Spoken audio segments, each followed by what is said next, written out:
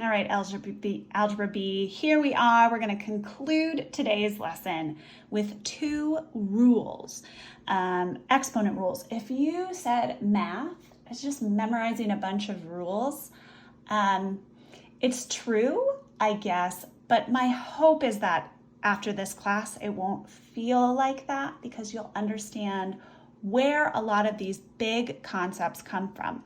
When we talk about rules, what we're talking about is generalizing.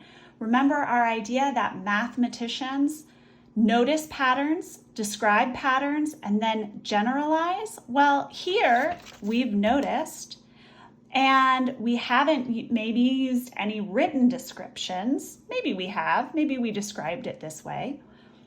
But now we are going to work on the generalizing, and that can be kind of the hardest part. So let's talk about when we take a number to the 0 power. So we said before that 2 to the 0 power was 1. And we noticed that 3 to the 0 power was 1. And we noticed that 5 to the 0 power was 1. And so here is our generalization.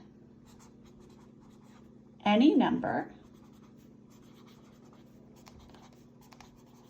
to the 0 power, what do you think, is 1. Now, I want to make sure that you write this down because I'm not standing over your shoulder in class making sure that you're like, hey, yeah, you got to write that down. But do write this down. Any number to the 0 power is 1.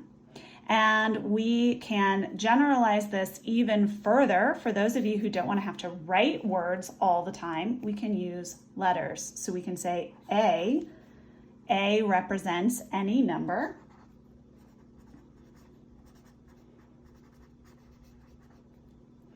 To the 0 power is 1. Any number to the 0 power is 1. So if I gave you a problem like example, 57 to the 0 power, you would say, easy, Miss Millerick, that's 1. If I said negative 42 to the 0 power, you would say, no problem, that's 1. If I really tried to mess with you and said pi to the 0 power, you would be like, 1. Now there is an exception to this, and that's 0. So we're going to add here,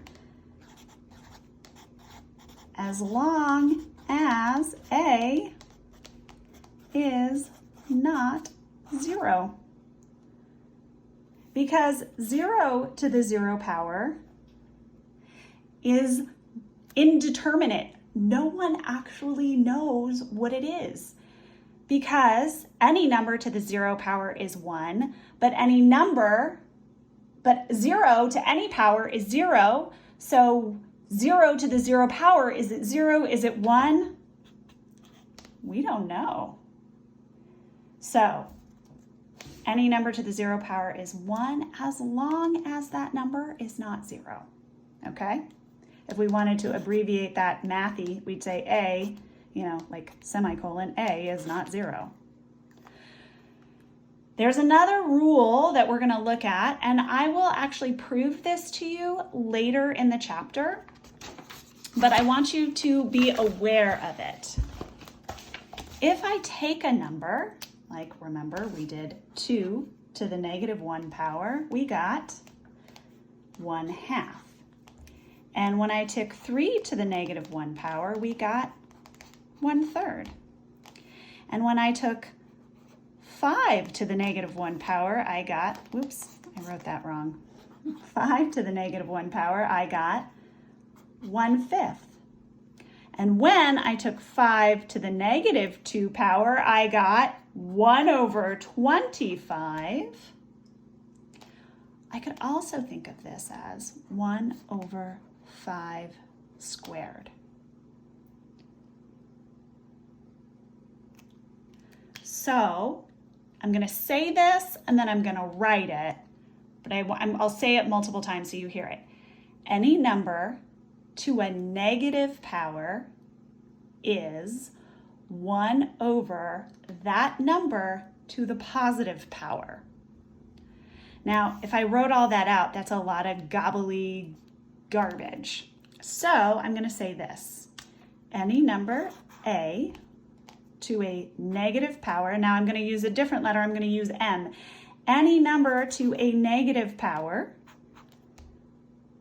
is 1 over that number, a, to the positive power. And it's actually it's so much easier to do this with variables to generalize it than to try generalize it with words. So let's just do some examples. If I said 5 to the negative 17th power, you would not be fooled. You would say, well, that's 1 over 5 to the 17th. If I said, 16 to the negative 8, you would say, no problem. That's 1 over 16 to the 8th. If I went crazy on you and I said 22 to the negative pi power, you would say, that's easy. That's 1 over 22 to the pi power. Now, taking something to the pi power, that's weird. We would never do that. But I don't know. I guess you could. So in conclusion, we have 2 exponent rules. Our exponent rules are this.